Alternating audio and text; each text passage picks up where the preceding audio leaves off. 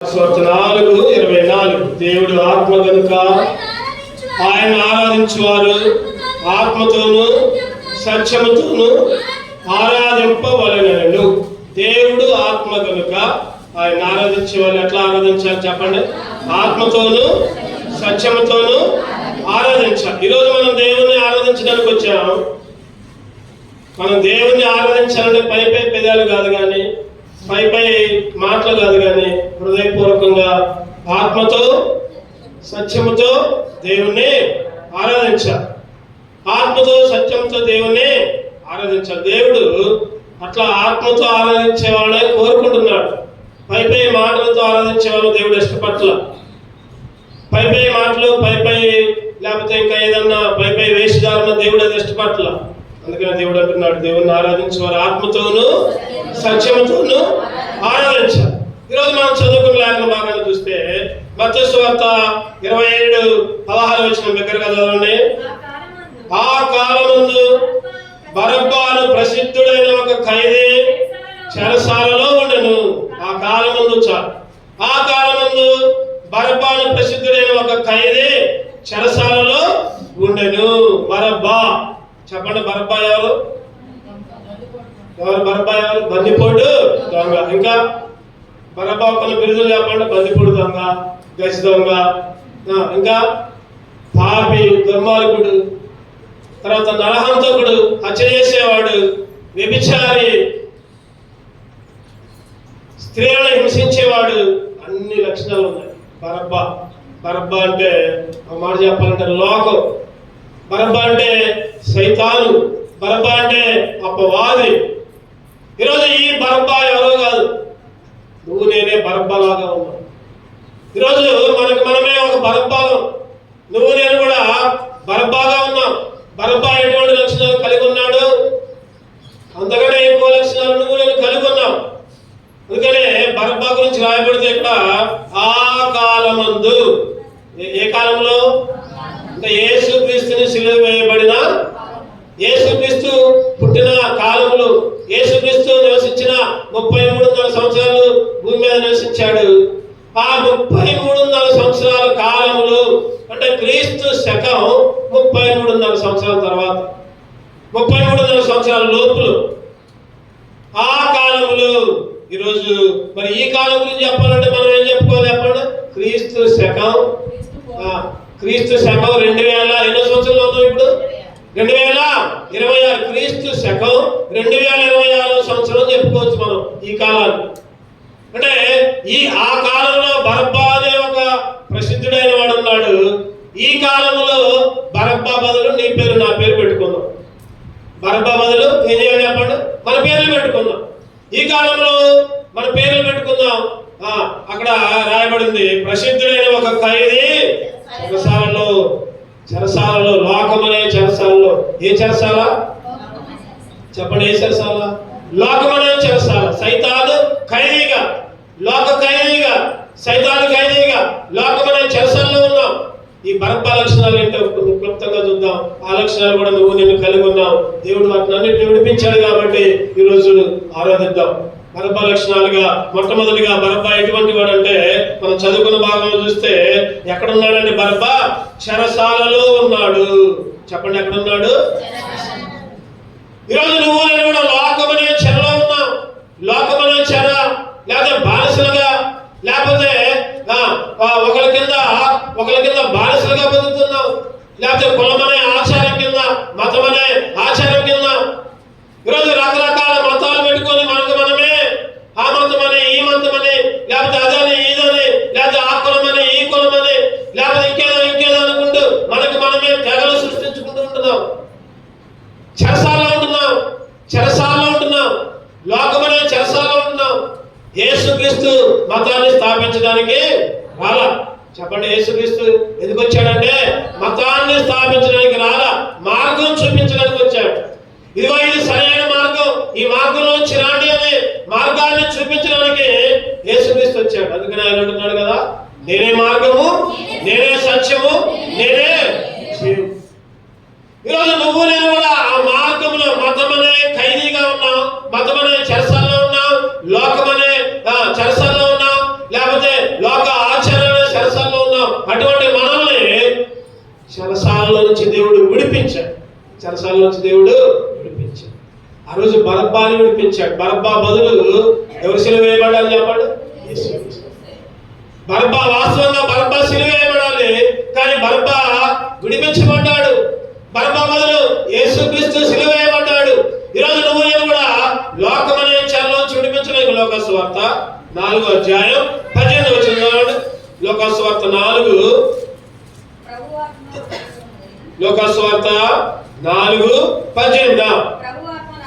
ప్రభు ఆత్మ నా మీద ఉన్నది, పేదలకు సువార్త ప్రకటించుటకై ఆయన నన్ను అభిషేకించెను, చెరలో ఉన్న వారికి విడుదల. చాలు చాలు, ఏముంది అక్కడ చెప్పండి?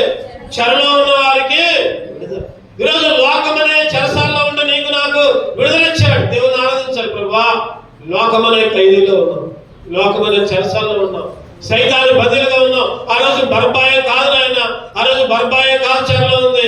నేను కూడా ఒక ఖైదీగా సైతాను చెరలో ఉన్నా. అందుకనే ప్రభు చెరలో నన్ను విడిపించా, చెరలో నన్ను. కీర్తనలు 146:7 చూస్తే, కీర్తనలు 146:7. కీర్తనలు 146:7. బాధపరచబడి వారికి ఆయన న్యాయం తీర్చును, ఆకలి కొన్న వారికి ఆహారం దయచేయును, యెహోవా బంధింపబడిన వారికి. చెప్పండి, ఏం కలిగిందంట? బంధింపబడిన వారికి ఏం కలిగింది? విడుదల. విడుదల. చెరలో ఉన్న వారికి, ఖైదీలో ఉన్న వారికి, బంధించబడిన వారికి, సైతాను అలవాట్ల కింద ఉన్న వారికి, లోక అధికారం కింద ఉన్న వారికి, ఆచారాల్లో ఉన్న వారికి. ఈరోజు ఎన్ని లక్షణాలు నువ్వు నేను కలిగి ఉన్నాం. ఈరోజు నువ్వు నేను కలిగి ఉన్నాం. అందుకనే చెరలో ఉన్న వారికి విడుదల, బంధింపబడిన వారికి విడుదల, బంధింపబడిన వారికి విడుదల. ఈరోజు దేవుడు నీకు నాకు విడుదల ఇచ్చాడు. అందుకనే దేవుని ఆరాధించాలి. ప్రభువా, నేను కూడా చెరలో ఉన్నానయ్యా. ఆ రోజు అపోస్తలుడైన పౌలు చెరసాల్లో ఉన్నాడు. అంతకుముందే అందరిని లాక్కొని పోయి చెరసాల్లో వేసేవాడు. తర్వాత పౌలు ఎప్పుడైతే యేసుక్రీస్తుని అంగీకరించాడు, పౌలును కూడా ఏం చేశారు చెప్పండి?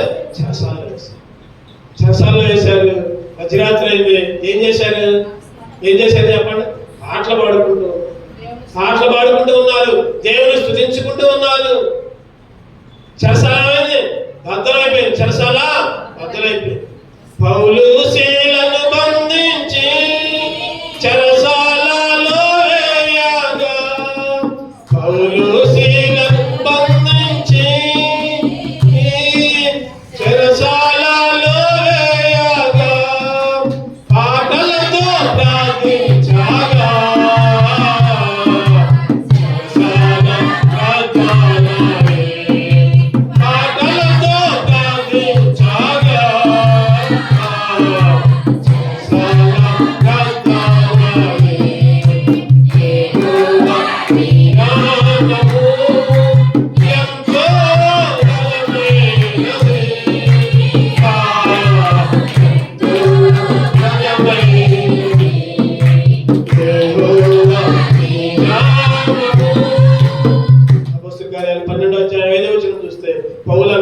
చెరసాల నుంచి బయటికి. అప్పుడు ఆ చెరసాల యజమాని ఉన్నాడు, అయ్యో ఇక నాకు జైలు శిక్షే, నన్ను చంపుతారనుకుని అతనే పొడుచుకోపోయి. చూద్దాం రండి అపోస్తల కార్యాలు ఎక్కడుందో వచ్చిన చూడండి.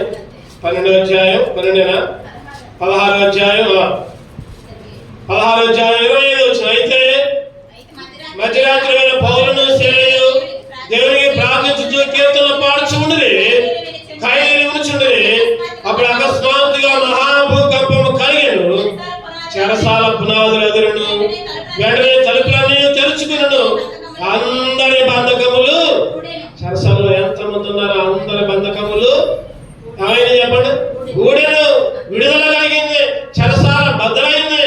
ఈరోజు నువ్వు కూడా బలబలాగా చెరసాలలో ఉన్నాం, ఖైదీగా ఉన్నాం, అంధకారంలో ఉన్నాం, లోక అధికారంలో ఉన్నాం, లోక ఆచారంలో ఉన్నాం. అటువంటి మానవుని దేవుడు ఏం చేశాడంటే విడిపించాడు. అందుకే దేవుణ్ణి మొట్టమొదటిగా బరబ్బాయి మాత్రం కాదు చెరసాల్లో ఉంది, నువ్వు నేను కూడా చెరసాల్లో. ఖైదీలుగా ఉన్నాం. అటువంటి మనం దేవుడు విడుదల కలుగజేశాడు. అందుకే దేవుణ్ణి ఆరాధించాలి. రెండోదిగా చూద్దామండి, అదే వచ్చిన చదవండి. మత్తయి సువార్త 27, మత్తయి సువార్త 27:16. ఆ కాలమందు బరబ్బా అని ప్రసిద్ధుడైన ఒక ఖైదీ చెరసాలలో ఉండెను. ఈ వచ్చిన మీద మనం ఈరోజు ఆరాధన చెప్తాం. మొదటగా ఏముంది చెప్పండి, అక్కడ చెరసాల. నువ్వు నేను కూడా చెరసాలలో ఉన్నాం, బంధకాల్లో ఉన్నాం. రెండోదిగా 5వ వచనం చూస్తే, ఆ కాలమందు బరబ్బాను ప్రసిద్ధుడైన, ఎటువంటివాడంట? ప్రసిద్ధుడు. దేంట్లో ప్రసిద్ధుడు? చదవడంలో ప్రసిద్ధుడా? దొంగతనాల్లో ప్రసిద్ధుడా? లేకపోతే ఆటలాటంలో ప్రసిద్ధుడా? లేకపోతే దేంట్లో ప్రసిద్ధుడు అంటే చెప్పండి. దీంట్లో దేవునికి వ్యతిరేకంగా జీవించటంలో, అన్యాయం చేయటంలో, అక్రమం చేయటంలో, పాపం చేయటంలో, దొంగతనాలు చేయటంలో, అన్నిట్లో కూడా బరబ్బా ఇక్కడ ప్రసిద్ధుడు అని రాయబడింది. బరబ్బా ఎట్లా ఉందంటే ఇక్కడ ప్రసిద్ధుడు అంటే ప్రధానుడు, ముఖ్యమైనవాడు. దొంగతనం ఎక్కడ జరిగింది అనుకోండి, ముందు బరబ్బాని అడిగేవాళ్ళు, అరే నువ్వు చేసినా అక్కడ దొంగతనం, నేను కాదంటే వేరే వాళ్ళు. ఈరోజు కొన్ని గ్రామాల్లో కొంతమందిలో ఒక స్కూల్లో ఉన్నారనుకోండి, ఒక క్లాసులో ఉన్నారనుకోండి, ఏదైనా పోయిందనుకోండి, ఆ మాస్టర్ తెలిసి ఎప్పుడు ఎవడో ఒకటి అన్ని వస్తువులు దొంగతనం చేస్తారని తెలుసు. ఏదైనా పోయిందంటే ముందు వాడిని అడుగు, అరే దొంగతనం జరిగిందంటే నువ్వేనా తీసింది, నువ్వే తీసినవురా అంటే ప్రసిద్ధుడిగా, ప్రధానుడిగా, ముఖ్యమైనవాడిగా. ఏదైనా విషయం జరిగిందంటే ముఖ్యమైనవాడు వాడాక, వాడు తప్ప ఇంకెవరికి చేత కాదండి. ప్రసిద్ధుడు పాపం చేయటం, దొంగతనం చేయటం, హత్య చేయటం, వ్యభిచారం చేయటం, ప్రసిద్ధుడైన. ఈరోజు బరబ్బాయే కాదు ప్రసిద్ధుడు, నువ్వు నేను కూడా ప్రసిద్ధులే. దేంట్లో ప్రసిద్ధులు చెప్పండి. పాపం చేయడంలో ప్రసిద్ధులమే, ఇంకా అబద్ధాలు ఆడటంలో ప్రసిద్ధులమే. అప్పుడప్పుడు అబద్ధాలు అనుకుంటాం కదా, భలే అబద్ధం ఆడు, ఎవరు గనుక్కోలేదు అనుకో, మనకు మనమే శబాష్ అనుకుంటాం, మనకు మనమే భుజం తట్టుకుంటాం. నాకు నేనే భలే మాయ చేశా, భలే అబద్ధం ఆడా, భలే దొంగతనం చేశా, భలే ఎవరికి తెలియకుండా పాపం చేస్తున్నా నేను, నా భార్యకి తెలియకుండా, నా భర్తకు తెలియకుండా, నా పిల్లలకు తెలియకుండా. అబ్బా నాంత గొప్పలు ఎవరు లేరు, నేనే గొప్పని. ప్రధానుడు, ప్రసిద్ధుడు. ఆ రోజు పౌలు గారు కూడా ఏమన్నారంటే, నేను పాపులలో ప్రసిద్ధిని అంటున్నాడు, పాపులలో గొప్పని. మొదటి తిమోతి చదువుతారండి అన్నమాట. మొదటి తిమోతి ఎక్కడుందన్నమాట? 1వ అధ్యాయం చదవండి, చూడండి. మొదటి తిమోతి పాపులలో ప్రధాన పాపిని అన్నాడు. 1:16. మొదటి తిమోతి 1:16 చదవండి. అయినను నిత్య జీవము నిమిత్తము తనను విశ్వసింపబో వారికి నేను మాదిరిగా ఉండలాగిన యేసు క్రీస్తు తన పూర్ణమైన దీర్ఘశాంతమును ప్రధాన పాపినైన నాయన్ను కనుపరిచినట్లు నేను కనికరించబడితే. పౌలు గారు అంటున్నారయ్యా, నేను ప్రధాన పాపినయ్యా, నేను పాపుల్లో శ్రేష్ఠుడిని, పాపుల్లో మొట్టమొదటి నేను ప్రధాన పాపిని. ప్రధాన పౌలు గారే కాదు, బరబ్బాయే కాదు, ఈరోజు నువ్వు నేను కూడా ప్రధాన పాపులు. అటువంటి మనం ఏమైందంటే అక్కడ కనికరించబడ్డాం. పౌలు గారు కనికరించబడ్డారు, నువ్వు నేను కూడా కనికరించబడ్డావు. అందుకని పౌలు గారు అంటారు కదా, నేను పూర్వము దోషకులను హింసకులను. అదే అధ్యాయంలో 12వ వచనం, అదే అధ్యాయం 12వ వచనం.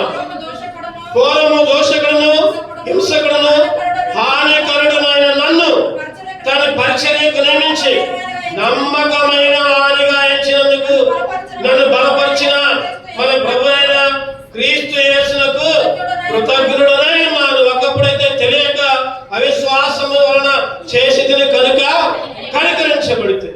ప్రధాన పాపిని నన్ను దేవుడు కనికరించాడు, తెలియక చేశా కాబట్టి కనికరించాడు. దోషకులను హింసకులను హానికరుడునైన నన్ను తన పరిచర్యకు, తన మందిరములు తన ఆరాధించేవాళ్ళుగా, తన స్తుతించేవాళ్ళుగా, తన పాటలు పాడేవాళ్ళుగా, తన వాక్యం చదివేవాళ్ళుగా, తన వాక్యాన్ని ప్రకటించేవాళ్ళుగా, తన మందిరంలో అడుగుపెట్టే వాళ్ళుగా నిన్ను కూడా ఎంచుకున్నాడు. అయినను చెప్పండి, తెలియక చేసిన కాబట్టి కనికరించబడ్డా. అవిశ్వాసము చేత ఒక మాట, తెలియక అవిశ్వాసమును చేసింది కనుక కనికరించబడితే. క్రీస్తు యేసు పాపులను రక్షించిన యేసు క్రీస్తు లోకానికి యేసుక్రీస్తు ఈ లోకానికి రావడం ద్వారా, యేసుక్రీస్తు తన రక్తాన్ని కాల్చడం ద్వారా, తను తానే శిలువపై అర్పించుకోవడం ద్వారా, అంతకుముందు మేకలు కోసేవాళ్ళు, గొర్రెలు కోసేవాళ్ళు, కోళ్ళు కోసేవాళ్ళు, లేదా ఎడ్లు కోసేవాళ్ళు. ఎందుకు? పాపాన్ని తీయాలంటే, పాపానికి ప్రాయశ్చిత్తం కలగాలంటే. మోషే కాలంలో గొర్రెలు బలించేవాళ్ళు, మేకలు బలించేవాళ్ళు. అదే ఆచారాన్ని ఇప్పుడు కూడా చాలా మంది గొర్రెలు మేకలు ఊరేగిస్తున్నారు, బలిస్తున్నారు, మంచిగా విందు చేసుకొని తింటున్నారు. ఇప్పుడే మేకలు కోయక్కర్లా, గొర్రెలు కోయక్కర్లా, కోళ్ళు కోయక్కర్లా, ఎడ్ల రక్తం చిందించక్కర్లా. యేసుక్రీస్తే ఈ లోకానికి వచ్చి ఆయన పవిత్రమైన రక్తాన్ని కాల్చాడు. ప్రియమైన సహోదరుడా, గుర్తుపెట్టుకో, యేసు రక్తం ద్వారా నీకు పాప విమోచన. యేసుక్రీస్తు పాపలను రక్షించడానికి ఈ లోకంలోకి వచ్చి తన విలువైన రక్తాన్ని కాల్చాడు. ప్రధాన పాపులమైన నిన్ను కూడా యేసుక్రీస్తు విడిపించాడు. దూషకులము, హింసకులము, హానికరులము. ఈరోజు నువ్వు నేను కూడా ఈ లక్షణాలన్నీ కలిగి ఉన్నావు. ప్రధాన. అందుకనే దేవుడిని ఆరాధించాలి. ప్రభా, ఒకప్పుడైతే ప్రధాన పాపిగా ఉన్నా, ఒకప్పుడైతే హింసకుడిగా ఉన్నా, దూషకుడిగా ఉన్నా, ప్రభా దేనికి పనికిరాని వాడిగా ఉన్నానయ్యా, అందరినీ గేరేసేవాడిగా ఉన్నా, అందరినీ అసహించుకునేవాడిగా ఉన్నా, అటువంటి నన్ను కరుణించావు నాయన. నీ కృప నన్ను కనికరించింది నాయన, కనికరించబడ్డా. అందుకే ఆరాధించాను. మూడవదిగా చూద్దానండి బరబ్బా యొక్క లక్షణాలు. మొదటిగా చెరసాల ఖైదీ, రెండవదిగా ప్రధాన పాపి. చూద్దానండి మూడవదిగా అదే వచ్చిన చదవండి మళ్ళీ ఒకసారి. మార్క్స్ వార్త వచ్చిన కాదు, మార్క్స్ వార్త 15వ అధ్యాయం, మార్క్స్ వార్త 15, 6 వచ్చిన 6, 7 వచ్చిన.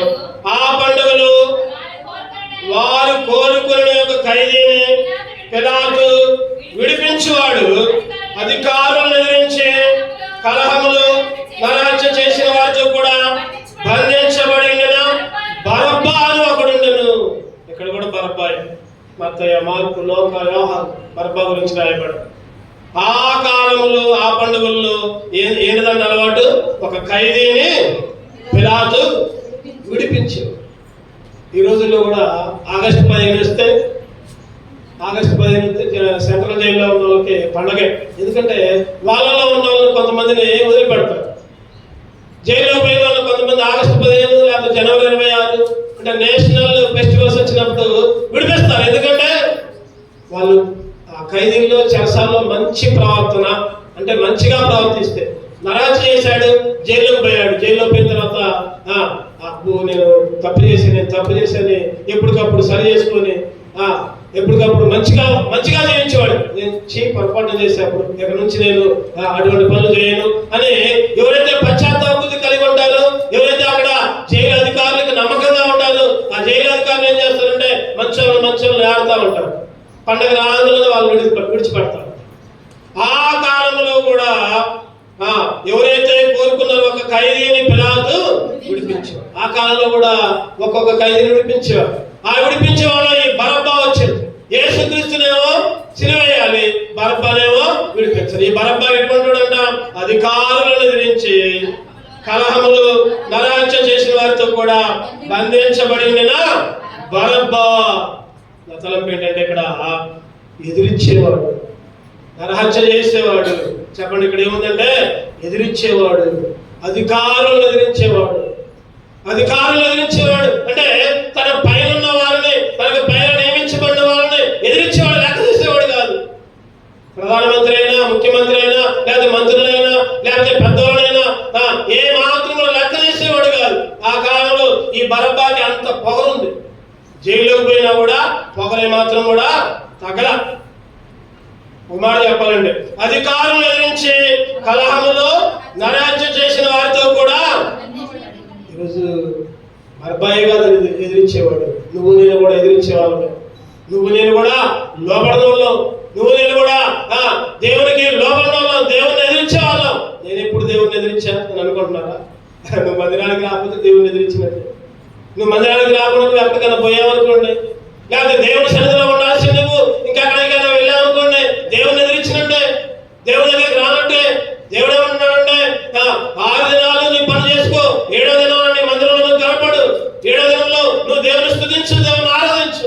ఏడో దినము నీది కాదు అంటే నీది కాని రోజులు నువ్వు దొంగతనం చేస్తున్నావు, దేవుని ఎదిరించినట్టే నువ్వు బయటకు పోయావంట. దేవుని ఎదిరిస్తున్నావు, వాక్యాన్ని ఎదిరిస్తున్నావు, ఇంకా ఇంకా చెప్పండి, సేవకులు ఎదిరిస్తున్నావు, తోటి విశ్వాసులు ఎదిరిస్తున్నావు. విశ్వాసులు ఏదంటే వాళ్ళని కూడా ఎదిరిస్తున్నావు, సేవకులు ఏదంటే సేవలు కూడా ఎదిరిస్తున్నావు. అందరినీ ఎదిరించే వాళ్ళమే. ఈరోజు బర్బాయే కాదు, ఈరోజు నువ్వు నేను కూడా ఎదిరించుకుంటూ డబాయితనంతో బడాయితనంతో మన ఇష్టం వచ్చిన జీవితాలు. నా మాటే నగ్గాలి, నా నోరే గొప్పదే, నా నోటికి దాకా ఏ నోరు పనికి రాదు, ఎంతమంది వస్తారు రాండి, నేను ఒక్కరిని రాదు అని అనుకుంటారు కొంతమంది. ఒక్కోసారి మీరు ఎంతమంది వస్తారండి, నేను తిట్టే తిట్లు మీరు తిట్టగలరని చూడండి అని అంటారు. ఈరోజు మన నోటితో మన బడాయితో అందరినీ ఎదిరించుకుంటూ ఇష్టం వచ్చిన జీవితం. బరబ్బా మాత్రమే కాదు, అక్కడ ఉంది, అక్కడ ఏముందంటే అక్కడ అధికారులను ఎదిరించేవాడు. రోమిలకు రాసిన పత్రిక ఒక చక్కటి మాట రాయబడుతుంది చూడండి. మనం కూడా రోమ 13:2 రోమిలకు రాసిన పత్రిక. కాబట్టి అధికారమును ఎదిరించువాడు దేవుని నియమమును ఎదిరించుచున్నాడు. ఎదిరించువారు తమ మీదికి తామే శిక్ష. చెప్పండి, ఎదిరించే వాళ్ళు ఎవరో శిక్ష ఎక్కర్లేదంట, ఎవరో శిక్ష ఎక్కర్లా, వాళ్ళ మీదకి వాళ్ళే అధికారులను ఎదిరించేవాడు దేవుని నియమాన్ని ఎదిరించుచున్నాడు. ఈరోజు ఒక విశ్వాసం గుంపు ఉంది. నేను ఎందుకన్నా అడిపోయా, ఒక మీటింగ్ జరుగుతుంటే అక్కడ ప్రసంగం చెప్పేది నేనే, ఆ ప్రసంగం చెప్పేది నేను, పాటలు పాడుతున్నారు, నేను కొద్దిగా లేటుకు పోయి సరే పాటలు పాడుతున్నారు కదా అని వెనక కూర్చున్నప్పుడు దానికి వెనక ఒక 10 మంది పురుషులు కూర్చున్నారు. 10 మంది పురుషులు కూర్చొని మాట్లాడుతూ ఉన్నారు. ఇక ఆ పాస్టర్ గారి గురించి మాట్లాడుతాం, ఆ సేవకుడి గురించే మాట్లాడుతున్నారు. నేను అక్కడనే కూర్చున్నా. పాటలు అయిపోయిన తర్వాత, ప్రార్థన అయిపోయిన తర్వాత నన్ను పిలుస్తారు ప్రసంగం చెప్పడానికి. నేను అక్కడనే కూర్చున్నా. సేవకుడు ముందే రమ్మని సైన్ చేసిందే కానీ సరే నేను తర్వాత వస్తానని అక్కడ కూర్చున్నా, మధ్యలో డిస్టర్బెన్స్. ఆ 10 మంది ఆ పాస్టర్ గారి గురించి, ఆ వ్యక్తులు పురుషులే, వాళ్ళు మళ్ళీ స్త్రీలు కూడా కాదు, పురుషులే పాస్టర్ గారి గురించి ఇష్టం వచ్చినట్టు మాట్లాడతాం. ఆయన ఎట చేస్తాను, ఆయన నాకు చెప్పలా, ఆయన చేసిండు, ఆయననే సంభవమే. నేను వింటా ఉన్నా. ఇంకా బూతులు కూడా వచ్చినాయి నోట్లో నుంచి. ముందు ఇంకా ఏమొచ్చిందంటే బూతులు కూడా వచ్చినాయి. నాకు ఆశ్చర్యం అనిపించింది. నేను చివరికి ఇక ఓపిక పట్టలేక ఏంటయ్యా ఏం చేశారు ఆ పాస్టర్ గారిని ఆయన ఇష్టం వచ్చినట్టు మాట్లాడమాకండి, దేవుని సేవకుడు ఆయన. కాదయ్య గారు మీకు తెలియదు ఆయన గురించి, మీరు ఏదో వచ్చారు కొత్తగా, ఆయన గురించి నాకు పూర్తి తెలుసు. ఆయన ఎట చేసింది నేనన్నా ఆయనని మాట్లాడమాకండి. ముందు ఫస్ట్ ఏం చెప్పండి, ఆయనని మాట్లాడదు. ఆయనంటే గౌరవం లేదా పాస్టర్ గారు అంటే? పాస్టర్ గారి గౌరవం. ఆయన ఏదైనా తప్పు చేసిందంటే, ఆ పాస్టర్ గారు ఏదైనా తప్పు చేసిందంటే ఆయన శిక్షకి పాత్రుడు. దేవుడే శిక్ష విధిస్తాడు. నువ్వెవరు అనడానికి? ఆయన అనడానికి? ముందు ఆయనను గౌరవించు, పాస్టర్ గారిని గౌరవించు. ఆయన ఏదైనా తప్పు చేసిన తర్వాత, మీటింగ్ అయిపోయిన తర్వాత మీరు అందరూ ఎక్కడనే ఉండండి, ఆ పాస్టర్ గారిని తీసుకుని వచ్చి మీతో మాట్లాడతా. వదిలేసేయండి. తర్వాత నేనే పోయి ప్రసంగం చెప్పా. ప్రసంగం అయిపోయింది దాకున్నారు వాళ్ళు. అయ్యగారు మీరే ఇక్కడికి ప్రసంగం చెప్పడానికి వచ్చారో తెలియదు, ఎక్కడి నుంచో వచ్చారనుకున్నాను. తప్పైంది, ఇంకోసారి అట్లా మాట్లాడు. నేను ఒకటే చెప్పాను, పాస్టర్ గారు ఏదైనా తప్పు చేస్తే ఆయనే శిక్ష. దేవుడే శిక్షిస్తుడు. దేవుడు యథార్థవంతుడు. దేవుడికి పక్షపాతం లేదు. ఉందా చెప్పండి? ఆయన పాస్టర్ గారు, ఆయన గొప్పోడు, ఆయనకు 10 కార్లు ఉన్నాయి, ఆయన గొప్ప పరిచర్య, ఆయనకి 10,000 మంది జనం ఉన్నారు, లేకపోతే 20,000 మంది సంఘం ఉన్నారు, లేదా ఆయనకి 10 మంది సంఘం ఉన్నారు. ఆయన ఎంతో ఏనంతో దేవుడికి అందరూ కూడా. ముందు సేవకులు గౌరవించడం నేర్చుకోండి అని చెప్పేవాళ్ళు. ముందు సేవకులు గౌరవించడం నేర్చుకోండి. ముందు తోటి విశ్వాసాలు గౌరవించడం నేర్చుకోండి. నీ విశ్వాసం, నీ పక్కబడి విశ్వాసం మీదనే నువ్వు ఇష్టంగా మాట్లాడితే, నీ సేవకునే నువ్వు గౌరవం లేకుండా మాట్లాడితే ఎట్లా? అందుకనే అందుకే ఎందుకు వచ్చిందని సందర్భం, ఎదిరించే సందర్భంలో వచ్చేది. ఇక్కడ ఏమొచ్చిందని, ఎదిరించువారంట. చెప్పండి, ఏముంది అక్కడ? ఎదిరించువారు తమ మీదకి తామే, ఎవరు వేయక్కర్లా, తమ మీదకి తామే. ఈరోజు నువ్వు నేను కూడా మన మీదకి మనమే శిక్ష తెచ్చుకునే పరిస్థితులన్నిటిని ఎదిరించుకుంటూ దేవుని మందిరాన్ని, దేవుని సన్నిధిని, దేవుని కూడికల్ని, సహవాస కూడికల్ని, నియామక కూడికలు రావట్లేదంటే నువ్వు దేవుని ఎదిరించినట్టే. నియామక కూడికలు, ఉపవాస కూడికలను రాలేదనుకోండి, ప్రకటించిన తర్వాత కూడా మందిరంలో ప్రకటించి ఆల్రెడీ ప్రార్థన, ఈరోజు బైబిల్ స్టడీ, ఈరోజు సంఘ ప్రార్థన, నీకు చేత కాకపోతే దేవుడు తెలుసు. దేవుడు ఏమంటాడు? నీకు చేత అయ్యి కూడా కావాలని రాదనుకోండి, దేవుడే చూసుకోండి. దేవుని ఎదిరించినట్టే. నేనేం ఎదిరియలేదని చెప్పవద్దు. ఈరోజు నేను కూడా ఎన్నోసార్లు చెప్పండి ఎదిరించిన వాళ్ళను. ప్రభా, ఎన్నోసార్లు నీకు అవిధేయుడిగా ఉన్నాం, నీకు లోపాలు మా మీదకి మేమే శిక్ష తెచ్చుకోవడానికి కారకులమయ్యాం. అటువంటి నన్ను కూడా, అటువంటి నా కొరకు కూడా నువ్వు అటువంటి నన్ను విడిపించడానికి, అటువంటి నన్ను రక్షించడానికి శిలువలో బలి అయ్యావయ్యా. మూడవదిగా ఎదిరించేవాడు. ఈరోజు నువ్వు నేను కూడా ఎన్నోసార్లు లోపడక ఎదిరించే వాళ్ళుగా ఉన్నాం. చూద్దారండి, 2 తిమోతి 4:14 అలెగ్జాండర్ అంట అస్సలు లెక్క చేయలేదంట పౌలు చెప్పిన మాటలు. 2 తిమోతి 4:14 అలెగ్జాండర్ వాడు కంచెని వాడు నాకు చాలా కీడు చేసెను, అతని క్రియల చొప్పున ప్రభు అతనికి ప్రతిఫలం ఇచ్చును, అతని విషయమై నీవును జాగ్రత్తగా ఉండము, అతడు మా మాటలను బహుగా, చెప్పండి అందరు గట్టిగా చెప్పండి, అతడు మా మాటలను బహుగా ఎదిరించను. దేవుని వాక్యాలు, దేవుని సేవకుల మాటలు అంటే ఆ రోజు పౌలు గారు అంటున్నారు, ఇగో పలానా అయితే పేరు పెట్టి చెబుతున్నాడు. ఏం పేరు? ఆయన పేరు అలెగ్జాండరు అని కంచెలవాడు అంట. ఎటువంటి వాడు చెప్పండి? కంచెలవాడు. కంచెలు అంటే చెప్పండి, అర్థం చెప్పండి. కంచెలు అంటే అన్ని రకాలు ఉన్నాయి దాంట్లో. కంచెల గాడిద అంటాం. మరి ఆడు గాడిద కాదు, ఇటు కులం కాదు. అంటే దేనికి పనికిరాని వాడు. ఈ అలెగ్జాండర్ను కూడా కంచెల వాడితో పోల్చాడు పౌలు గారు. నాకు చాలా కీడు చేసి పౌలు గారు చెప్పుకోలేక తిమోతికి చెబుతున్నాడు. అందరి ముందు చెప్పట్లా, వ్యక్తిగతంగా చెబుతున్నాడు. ఈరోజు వ్యక్తిగతంగా చెబుతున్నాడు, అయ్యా అలెగ్జాండర్ అనేవాడు నాకు చాలా కీడు చేశాడయ్యా, కంచరుడు. ఇంకా అతని క్రియల చొప్పున ప్రభు అతనికి. ఈరోజు సేవకులకి లేకపోతే తోటి విశ్వాసులు కీడు చేస్తే వాళ్ళు మిమ్మల్ని ఏం తిట్టరు.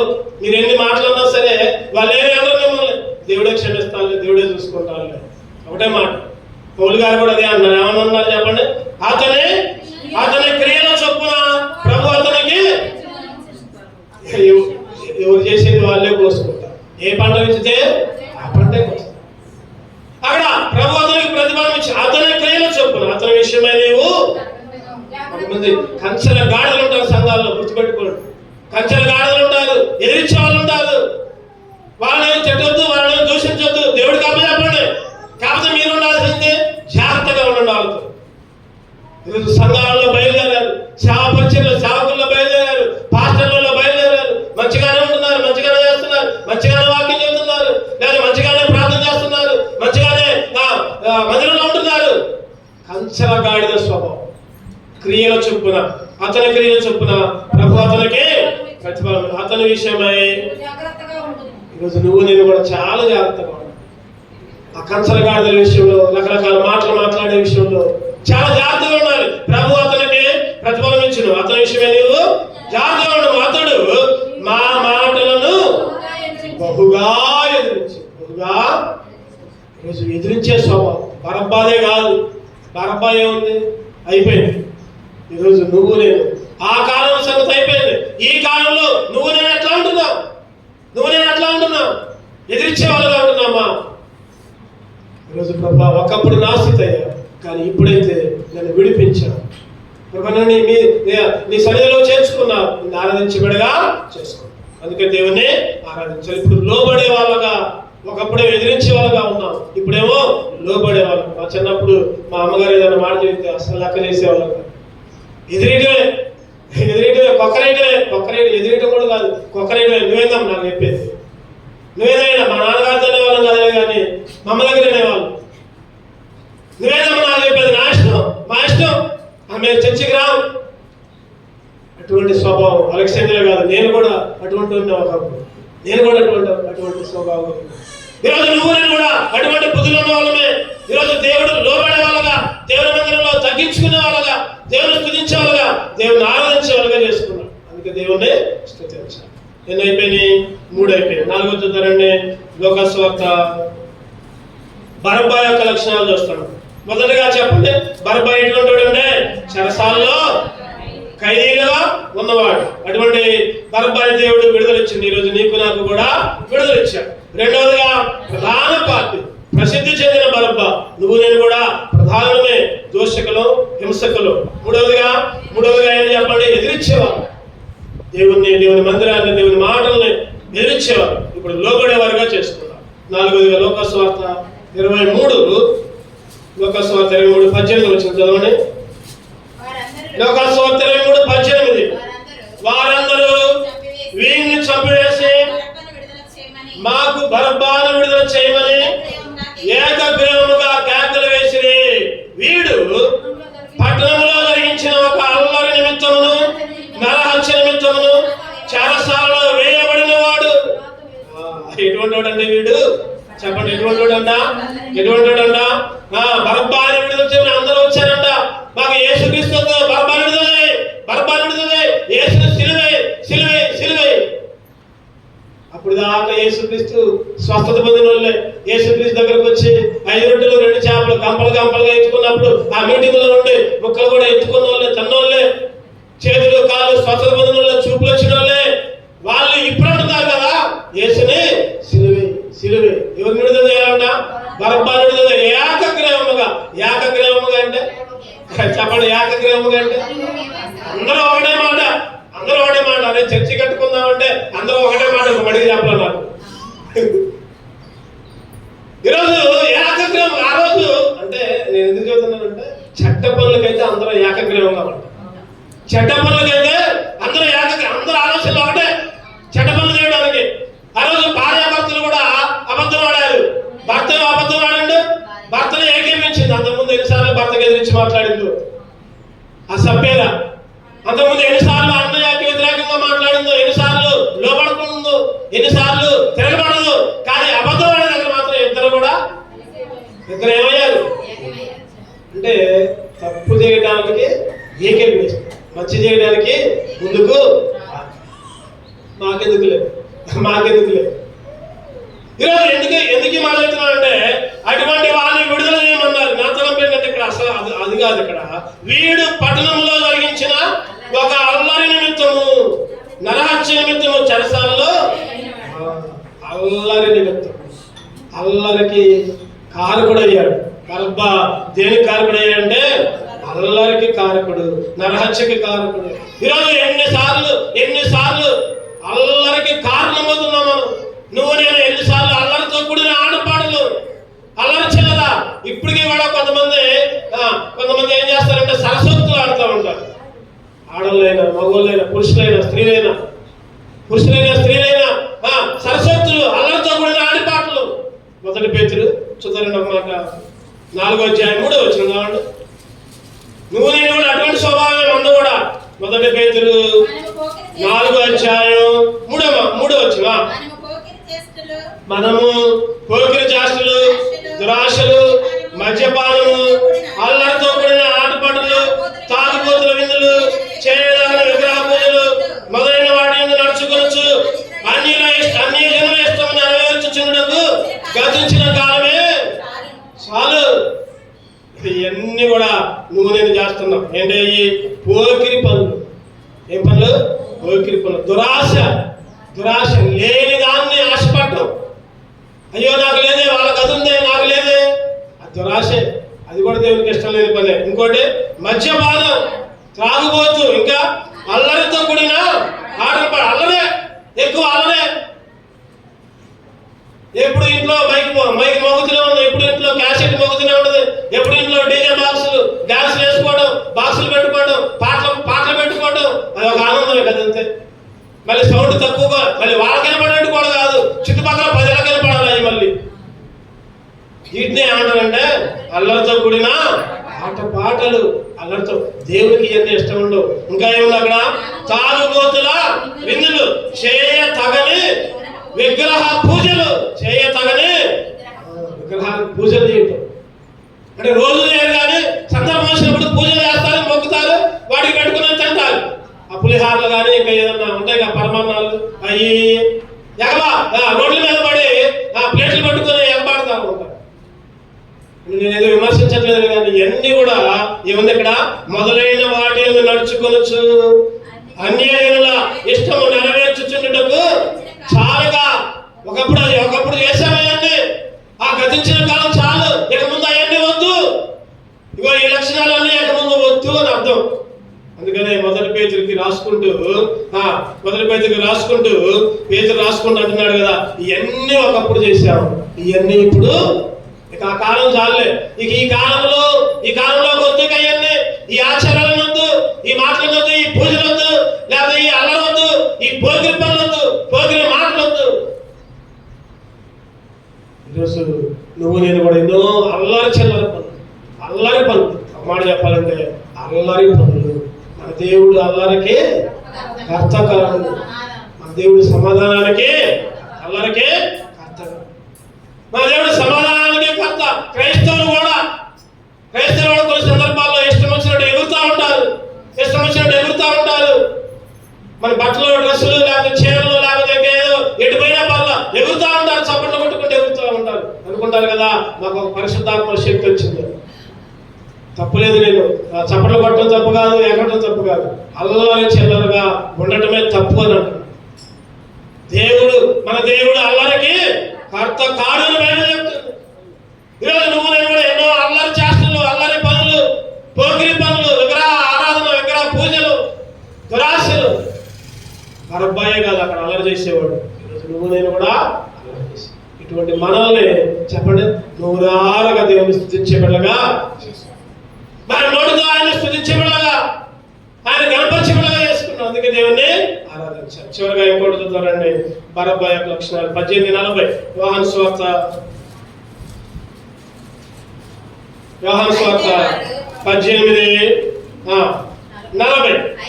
అయితే వారు వీనిని వద్దు, ఈ బరబ్బాను విడుదల చేయమని మరలా కేకలు వేసిరి. ఈ బరబ్బా చెప్పండి బందిపోటు దొంగ. బందిపోటు దొంగ అంటే దోచుకునేవాడు.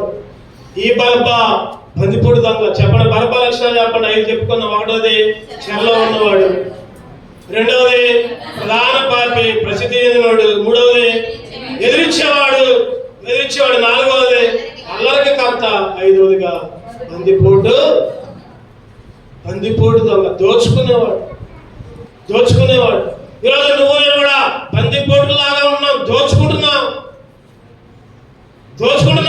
దేన్ని దోచుకుంటున్నాం అంటే దేవుడిచ్చిన సమయాన్ని దోచుకుంటున్నాం.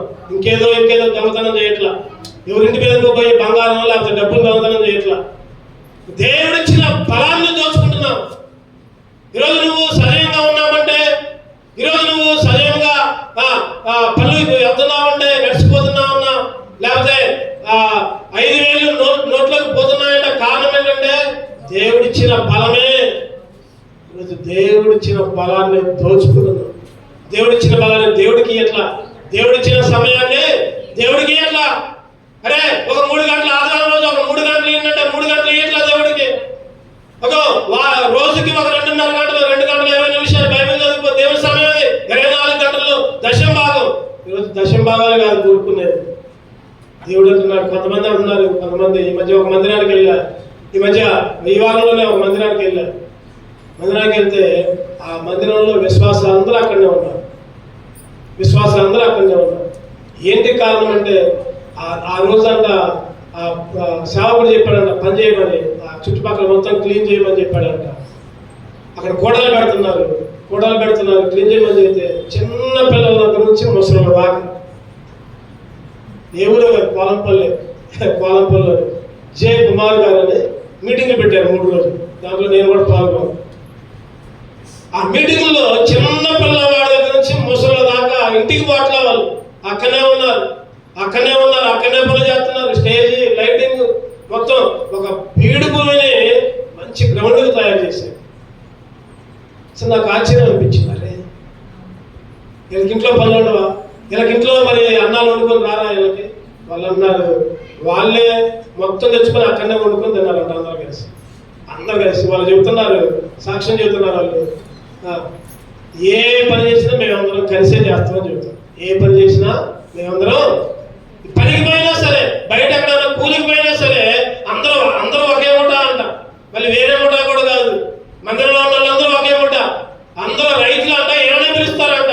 కారణం వీళ్ళు ప్రార్థనాపూర్వకంగా వీళ్ళు అడుగు పెడితే చాలు మా పొలంలో, వీళ్ళు ప్రార్థన చేసి పనులు చేస్తే మా పంటలు బాగా పండుతాయి. సాక్ష్యం కలిగి ఉన్నారు వాళ్ళు. మళ్ళీ వాళ్ళందరూ అన్యులు, వేరే కులం వాళ్ళు. నాకు ఆశ్చర్యం అనిపించింది. వీళ్ళకి ఎంత విశ్వాసం ఎక్కడి నుంచి వచ్చింది, ఎంత నమ్మకం అనిపించింది. వాళ్ళు చెబుతున్నారు, మేము ఎక్కడికి పోయినా మేము కలిసిపోతాం, కూలికి పోయినా కలిసిపోతాం, ముఠాలైనా కలిసిపోతాం, లేకపోతే సిమెంట్ పని అయినా కలిసిపోతాం, స్లాబ్ అయినా మా ముఠా అయిపోతాం. అందరూ మమ్మల్నే కోరుకుంటారు, మమ్మల్నే ఇష్టపడతారు. నేను ప్రార్థన చేస్తాం, ఖచ్చితంగా పని చేస్తాం. ఈరోజు నువ్వు నేను కూడా అట్లా ఉండాలి. అంటే ఎందుకు చెప్తున్నా అండి ఈ మాట? దోచుకునే వాళ్ళుగా ఉంటున్నాం మనం ఈరోజు. దేవుని సమయాన్ని, దేవుని పనుల్ని దేవునికి బలాన్ని ఉపయోగించకుండా దోచుకుంటున్నాం. బందిపోడి దొంగలాగా ఉంటున్నాం. ఆదివారం 9ంటికి ప్రార్థన అయితే 9:30కి 10ంటికి వస్తున్నాం. అరే ఉపవాసం కూడుకుందని చెప్తే అసలు రావు. అరే బైబిల్ స్టడీ ఉంటే అసలు రావు. వచ్చిన 5 6 లేకపోతే 7 10 మంది, ఇకంతే. ఏం చేస్తున్నాడు చెప్పండి? మనందరం ఎవరు? దొంగలు, దోచుకున్నాం. బందిపోడు దొంగలు. బందిపోడు దొంగ అంటే పొడిచినోడే దొంగ కాదు, లేకపోతే ఇంకేదో దొంగతనం చేసినోడే దొంగ కాదు, లేకపోతే ఇంకెవడో వాడిగా దొంగ. గుర్తుపెట్టుకోండి, ఆత్మీయంగా నువ్వు నేను అర్థం చేసుకోవాలి. ఆత్మీయంగా నువ్వు నేను బందిపోడు దొంగలు అంటే దోచుకునే వాళ్ళు. దేవుని సమయాన్ని, దేవుడిచ్చిన సమయాన్ని, లేకపోతే దేవుడిచ్చిన బలాన్ని దోచుకునే వాళ్ళం. బందిపోడు దొంగ. ఆ రోజు యెరూషలేము నుంచి యెరికో దగ్గరకు వస్తున్నాడు ఒక ఆయన. యెరూషలేము నుంచి ఎక్కడ పోతున్నాడు చెప్పండి? యెరికోకి. అంటే మందిరంలో నుంచి, ఒక మాట చెప్పాలంటే మందిరంలో నుంచి లోకంలోకి పోతున్నారు. యెరూషలేము అంటే మందిరం, యెరూషలేము అంటే దేవుని సన్నిధి. ఈ దేవుని సన్నిధిని వదిలిపెట్టి లోకంలోకి పోతున్నారు, లోక పనుల కోసం. ఏం చేయబడ్డాడు? దొంగల చేతిలో చిక్కెను. పరప్రాణం దోచుకునే వాళ్ళు. ఈరోజు ఆ దోచుకునే వాళ్ళు ఎవరే కదా, నువ్వు నేనే. బందిపోడు దొంగలు. బందిపోడు ప్రభా, నేనైతే బందిపోడు దొంగనయ్యా. నేను ఇంకేదో దొంగతనం చేయలేదు కానీ, ఇంకెవరినో దోచుకోలేదు కానీ, నువ్వు ఇచ్చిన సమయాన్నే దోచుకుంటున్నాను. నువ్వు ఇచ్చిన మందిరాన్ని, నీ మందిరంలో గడపకుండా, ఉపవాస కూడికలో గడపకుండా, సంఘ ప్రార్థనలో గడపకుండా. ఈరోజు సంఘం శక్తివంతంగా తయారు కావాలంటే సంఘ ప్రార్థన చాలా ముఖ్యం. చెప్పండి, ప్రార్థన లేకుండా ఏదైనా జరిగిద్దా? ప్రార్థన లేకుండా ఏది జరగదు. అందుకని ఎడతెగక ప్రార్థన చేయండి. ఎడతెగక ప్రార్థన వల్ల కానీ ఇంకా దేని వల్ల ఎటువంటి శక్తులు వదిలిపోవాలని శిష్యులతో చెప్తున్నాడు దేవుడు. ఈరోజు నువ్వు నేను ప్రార్థనలో ముందుకు రావట్లా. అరే ఒక మందిరం కట్టుకోవాలి, లేదా ఒక పని చేయాలి, ఒక కూడికి పెట్టుకోవాలి, లేకపోతే మందిరంలో ఆత్మీయంగా అభివృద్ధి చెందాలంటే కలిసి ప్రార్థన చేయలేకపోతున్నాం. దొంగలుగా ఉంటున్నాం, దోచుకునే వాళ్ళగా ఉంటున్నాం. ఈరోజు ప్రభా, ఒకప్పుడైతే బందిపోటుగా ఉన్నాయి, ఒకప్పుడైతే దోచుకునేవాడుగా ఉన్నాడు. ప్రభు నన్ను కరుణించావు, నాతో మాట్లాడావు, నన్ను హెచ్చరించావు. ప్రభు ఎన్నోసార్లు నీ పనులు చేయడంలో ముందుకు వచ్చాను, ఎన్నోసార్లు నీ పనులకు ముందుకు వచ్చాను ఆయన, ఎన్నోసార్లు నీకు ప్రార్థన చేయడంలో ముందుకు వచ్చాను ఆయన. ప్రార్థించేవాడిగా చేశావు, గడిపేవాడిగా చేశావు. పగులంతా పనులే. మన ఉపవాస కూడికి రోజు అయితే, లలిత కోళ్ళ ఇంట్లో జరిగింది 30వ తారీఖు రాత్రి. ఆ రోజైతే అసలు పొద్దున్నే నాకు ఫంక్షన్ 9:30కి పోయా ఎంగేజ్మెంట్కి. 2:30 అయింది రాను నాకు పడుకున్నానో లేదో. మళ్ళీ ఇంకో మీటింగ్, బర్త్డే మీటింగ్. అయ్యగారు రండి చిలకలు పోయా. చిలకలు పోయిన తర్వాత అక్కడ నాకు లేట్ అయింది, బాగా లేట్ అయింది. నేను పోవడమే 5:30 ఆ టైంలో పోయా. అక్కడ లేట్ అయింది, 7:30 అయింది. నాకు భయం అయింది. అరే 8ంటికి చెప్పాక నేను ప్రార్థన ఉపవాస కూడికి 8ంటికి చెప్పాక. ఆంటీకి ఫోన్ చేసాము, ఆంటీ ఉంటే ఆంటీ నువ్వు పో అంటే 8ంటికి అలా పాటలు పాడు, ప్రార్థన చేసి పాటలు పాడు, నేను ఒక 10 నిమిషాలు అటు ఇటు వస్తాను అనుకుని 7:30 ముగించుకొని వచ్చా. ఎమ్మన్నా ఇంట్లో బైబిల్ వేరే పాటల పుస్తకాలు అవి పెట్టి నేను మళ్ళీ ఇక్కడికి సంబంధించిన తీసుకుని వచ్చేసరికి అక్కడ ఎంతసేపు చూసినా ఇప్పుడు నాకేమో అక్కడ భయం అయింది. అరే 8ంటికి చెప్పా కదా మరి వాళ్ళందరూ వచ్చి ఎదురు చూస్తారు, ఎక్కడికి వచ్చినా 8:30 నాకు ఎవరు రా. ఈరోజు నాకు చాలా విషయాల్లో, దేవుని విషయాల్లో, దేవుని కోడికల విషయాల్లో, దేవుని మందిర విషయాల్లో, అదే ఏదైనా ఫంక్షన్ ఉంటే, అదే ఏదైనా వేరే ఊరికి పోవాలనుకుంటే, అదే ఒక అర్ధగంట ముందే పోతాం. కోరుకున్నట్టు 9ంటికి వచ్చేద్దని తెలుసు, 8:30 తెలుసు, 7:30కే పోతాం మనం అక్కడికి. అదే ఇంకెక్కడికైనా వెళ్ళాలంటే, స్కూల్కి వెళ్ళాలంటే, కాలేజీకి వెళ్ళాలంటే, లేదా పనికి వెళ్ళాలంటే టైంకి పోతాం, ఒక పావుగంట ముందే పోతాం. దేవుని మందిరంలోకి, దేవుని సన్నిధిలోకి అర్ధగంట లేటుగా వస్తాం. ఈరోజు ఎందుకు ఈ మాట చెబుతున్నానంటే, ఎన్నోసార్లు నువ్వు నేను కూడా ఓర్చుకునే వాళ్ళం. బందిపోటు ఈరోజు ప్రారంభ ప్రార్థనకి 10 మంది దాకా వచ్చారు, చాలా సంతోషం. ప్రారంభ ప్రార్థనకి రావడానికి ప్రయత్నం చేయండి, దోచుకోవద్దు దేవుని సన్నిధి. ఈరోజు ఆరాధన చేయాలి అటువంటిగా. ప్రభా ఇక్కడి నుంచి ప్రభా నీ బందిపోటు దగ్గరగా ఉండకుండా ప్రభా నిన్ను ఆరాధించబడి నేను సిద్ధపరిచాయ్యా, వందనాలయ్యా, అందుకే నేను సూచిస్తున్నా అని ఆరాధన చేసేవాళ్ళు. 5 అంతల ఆశీర్వాదం, 5 అంతల నష్టం. అటువంటి పరిస్థితుల్లో యేసుక్రీస్తు ఈ లోకానికి వచ్చాడు. అటువంటి పరిస్థితులు, అటువంటి 5 లక్షణాలు కలిగి చావుకి సిద్ధమై, శిలువ మరణానికి సిద్ధమై, నరహత్య చేసి మరణానికి మరణ పాత్రమైన బరబ్బాకి విడుదలయడానికి యేసుక్రీస్తు ఈ లోకానికి. యేసుక్రీస్తు లేకపోతే చెప్పండి, బరబ్బా చచ్చేవాడేనా, బతికేవాడా? యేసుక్రీస్తు లేకపోతే బరబ్బాని చంపేవాళ్ళే, బరబ్బాని ఉరేసేవాళ్ళే, లేదా సిలువ వేసేవాళ్ళే, రాళ్ళతో కొట్టేవాళ్ళు. యేసుక్రీస్తు ఉన్నాడు కాబట్టి బరబ్బాకి రావాల్సిన శిక్ష యేసుక్రీస్తు మీద. యేసు మీద బరబ్బా రావాల్సిన శిక్ష యేసుక్రీస్తు మీద పడింది. యేసుక్రీస్తు వచ్చాడు. ఎందుకు, ఎట్లా వచ్చాడు చెప్పండి? ఎందుకు వచ్చాడు యేసుక్రీస్తు? ఒక 5 విషయాలు క్లుప్తంగా చెప్పి ముగిస్తాను. పాపులను రక్షించడానికి యేసుక్రీస్తు లోకానికి. ఇదిగో లోక పాపములను మోసుకొని పోవు దేవుని గొర్రెపిల్ల. 1 తిమోతి 1 మనం ఎందాక చదువుకున్నాం, 12-13, యోహాను సువార్త 1:21 వచ్చిన బట్టి లోక పాపాలను మోసుకొని పోయే, పాపాలను తీసుకోవడానికి యేసుక్రీస్తు లోకానికి. రెండవదిగా నువ్వు నేను నశించిపోయిండే, నశించిన దానిని వెనక్కి రక్షించిన యేసుక్రీస్తు లోకానికి. లోక 19 మూడవదిగా యోహాను సువార్త 10వ అధ్యాయం చూస్తే నేను గొర్రెలకి జీవాన్ని ఇవ్వడానికి వచ్చా. దేనికి వచ్చాడంట చెప్పండి, దేనికి వచ్చాడు దేవుడు? యోహాను సువార్త 10:10 చదవండి. దొంగతనమును నాశనం చేయడానికి వచ్చిన కానీ గొర్రెలకు జీవము కలుగుటకును అది సమృద్ధిగా కలుగుటకు నేను వచ్చిన మీతో నిశ్చయముగా జీవాన్ని ఇవ్వటానికి. 4వదిగా చీకటిని పారదోలి వెలుగు ఇవ్వడానికి వచ్చాడు యేసుక్రీస్తు. ఎందుకు వచ్చాడంటే చీకటిని పారదోలి వెలుగు ఇవ్వడానికి. యోహాను సువార్త 12 చదవండి, 12:46 చదవండి. యోహాను సువార్త 12:46. నాయన శ్వాసముచ్చుకున్నవాడు చీకటిలో నిలిచి ఉన్నప్పుడు నేను ఈ లోకములకు వెలుగుగా వచ్చి ఉన్నా. ఎట్లా వచ్చానంట? వెలుగుగా. చీకటిని పారదోలి వెలుగుగా వచ్చాడు. 5వదిగా మనం ఎందాక చదువుకున్నాం, లోక 4:18 చెరలో ఉన్న మనల్ని విడుదల కలుగజేయడానికి, విడిపించడానికి యేసుక్రీస్తు. చెప్పండి, ఎందుకు వచ్చాడు యేసుక్రీస్తు? 5 లక్షణాలు చెప్పుకున్నాం. 1వది పాపులను, 2వది నశించిన దాన్ని వెనక్కి రక్షించాలి, 3వది జీవాన్ని ఇవ్వడానికి, 4వది చీకటి నుండి వెలుగుగా చేయడానికి వచ్చాడు, 5వదిగా చెరలో ఉన్న మనల్ని. బరబ్బాకున్న 5 లక్షణాలు నేను కలిగి ఉంటే, ప్రభా నువ్వు ఈ 5 అంతల ఆశీర్వాదంతో ఈ లోకానికి వచ్చి నా కొరకు మరణించి, నా కొరకు శిలువలో పడి నా ప్రతి పాపాన్ని కడిగి నన్ను కూడా ఆరాధించేవాడుగా చేశాడు. అందుకని దేవుడిని ఆరాధించేవారు ఆత్మతోను సత్యముతోను. అటువంటి ఆత్మతో సత్యంతో ఆరాధించేవాడుగా నన్ను. అందుకే నిన్ను స్తుతిస్తాను. 2 ఆరాధించుకుందాం, పాడుకుంటే దేవుణ్ణి గణపరచుకుందాం. 2 నిలబడదాం.